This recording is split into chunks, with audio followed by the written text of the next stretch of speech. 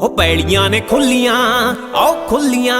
खड़े फोड़न वाले मैसी 3-4 नी जट्टां दा बस बल्लिए ओ बल्लिए फार्मिंग पक्का कारोबार नी जट्टां दा बस बल्लिए ओ बल्लिए फार्मिंग पक्का कारोबार नी जट्टां दा बस बल्लिए आओ बल्लिए